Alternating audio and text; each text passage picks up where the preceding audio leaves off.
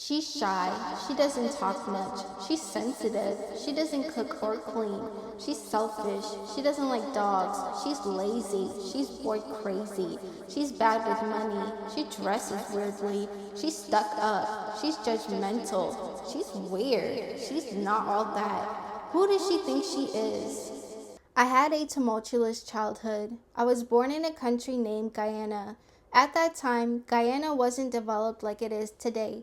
When I was 5 years old, my family and I moved to the United States and we settled down in a house in Georgia with my dad's side of the family. During that time, I was a vibrant, outdoorsy child. I would ride bikes and play sports with my cousins in our backyard. I would participate in made-up games such as Store, shows such as a fashion show and weather forecast, and even plays that involved a hag, princess, and a horse.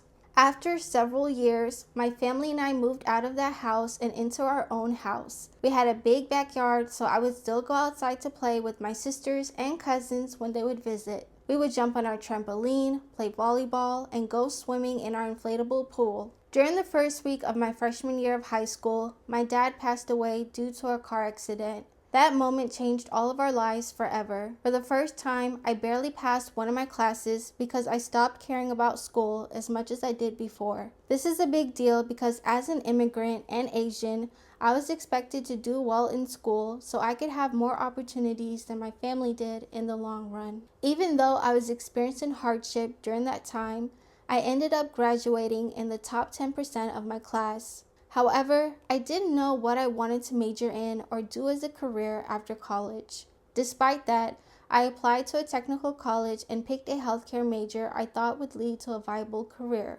During my first year in college, I started a blog on the Blogspot platform, which rekindled my love for writing that I discovered in high school when I took English classes. Consequently, I decided I didn't want to pursue a healthcare career. Instead, I wanted to pursue my love for writing and pick a career that was aligned with my passion. I decided to apply to a university and use my acceptance or rejection as a sign of whether or not I should change majors. Guess what? I got accepted to that university. I was ecstatic yet nervous because I didn't know which major was right for me, and I had to tell my Asian mom that I was transferring schools and switching from a science degree to an arts degree. My college journey was messy. I changed majors in schools several times. I worked while going to school and I found it hard to juggle both at times. I was also changing spiritually and trying to find a community to be a part of during my journey.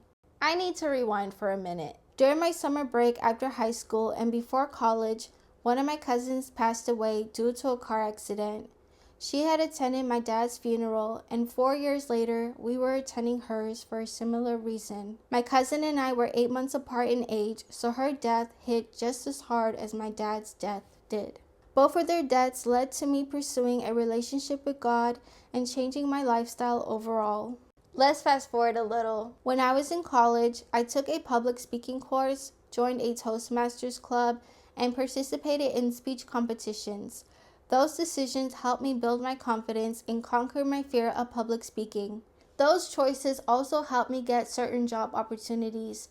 Throughout my life, I have worked as a customer service representative, inventory auditor, administrative assistant, warehouse associate, title clerk, forklift operator, delivery driver, shift manager, laundromat attendant, and social media manager. I have also started my own businesses, created my own websites, and taken risks that many people are scared to take. If I asked you to pick one word that summarizes everything that I've shared so far, what word would you pick? I would pick the word change.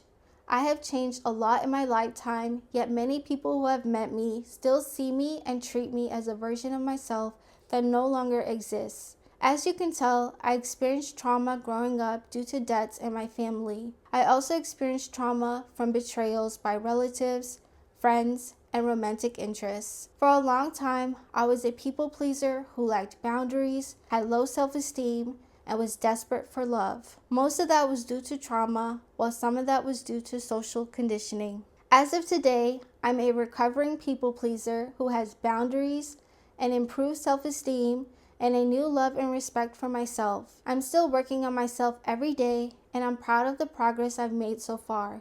That little girl who used to stay quiet to keep the peace is now a woman who speaks her mind and asserts her boundaries. That little girl who used to be scared of dogs because of a bad experience is now a woman who loves being around dogs who are friendly and trained. That little girl who didn't like cooking and cleaning because she wasn't taught how is now a woman who enjoys learning about cooking and cleaning techniques and tools and trying them out herself. That little girl who would stay in her room because that was her haven is now a woman who is comfortable with being in other areas of a home. That little girl who is seeking love and acceptance from the people around her is now a woman who cares about seeking love and acceptance from herself and God.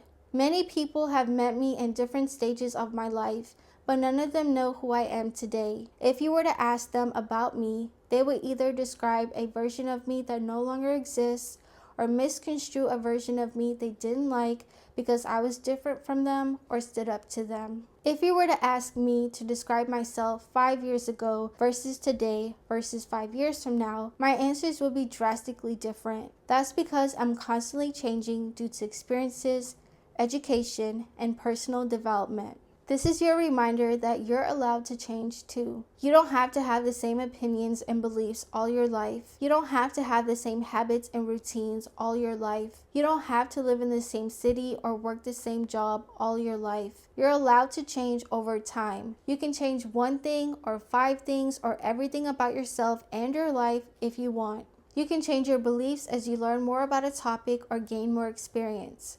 You can cut ties or limit contact with people who are no longer a good fit in your life. Many people won't like that you've changed, and that's okay. We weren't put on this earth to please everyone, and we don't have infinite time on this earth, so we need to use our time wisely. While death is usually the main reminder to live our lives to the fullest, I want you to take this lesson as another reminder to live your life to the fullest. What do you need to do to see positive change in your life? Who do you need to become to see positive change in your life? What would make the younger version of you proud of the current version of you? People will always have their own opinions of you, but your opinion of yourself is the one that matters the most, because only you and God know who you truly are and who you are meant to be. People might spread rumors about you and slander your name because they don't like that you're changing and they refuse to evolve. Don't allow that to stop your progress, and trust that the truth will come out eventually. Also, use those moments to reevaluate your relationships